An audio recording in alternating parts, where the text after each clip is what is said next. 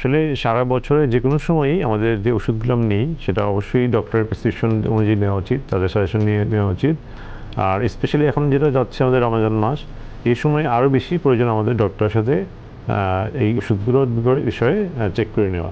For example যে এমন হয় যে আমাদের ফুড হ্যাবিটটা চেঞ্জ হয়, আমার টাইমিংগুলো চেঞ্জ হয়, এবং এই জন্য অনেক মেডিকেশন, ডায়াবেটিকের মেডিকেশন, ব্লাড প্রেশারের মেডিকেশন, এগুলো কিন্তু মাত্রারও পরিবর্তনের প্রয়োজন হতে পারে। তো সেক্ষেত্রে কোনটা কোন সময় হবে, ডোজিংটা কী হবে বা টাইমিংটা কী হবে, সেটা অবশ্যই আপনার ডক্টরের প্রেসক্রিপশন অনুযায়ী ঠিক করে নেওয়া উচিত। আর অ্যান্টিবায়োটিকের কথা যদি বলি, অবশ্যই এটা কখনোই ডক্টরের প্রেসক্রিপশন ছাড়া এটা প্রেসক্রাইব নেওয়া উচিত না। ইভেন আমি ভালো হয়ে গেলাম অ্যান্টিবায়োটিক খাওয়ার মাঝখানে, হয়তো কোর্সটা ছিল 7 দিনের বা 10 দিনের, আমি তার আগে বন্ধ করে দিলাম, সেটা একদমই করা যাবে না। কারণ সেক্ষেত্রে আপনার ভবিষ্যতে অ্যান্টিবায়োটিকের রেজিস্ট্যান্সের ঝুঁকি আরও বেড়ে যাবে। আর রমাদানে সবচেয়ে বেশি যেটা হয় যে আমরা মনে করি হচ্ছে গিয়ে অ্যাসিডিটির সমস্যা বা পেট ফাঁপিয়ে যাওয়া, এই বিষয়গুলো কিন্তু সিমটমগুলো আসলে একজন সাধারণ পেশেন্টের পক্ষে বোঝা একটু ডিফিকাল্ট।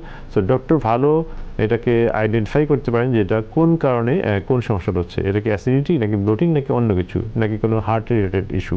তো অবশ্যই এই বিষয়গুলো মাথায় রেখে ডক্টরের প্রেসক্রিপশন নিয়েই আমাদের রমাদানটা কাটানো উচিত।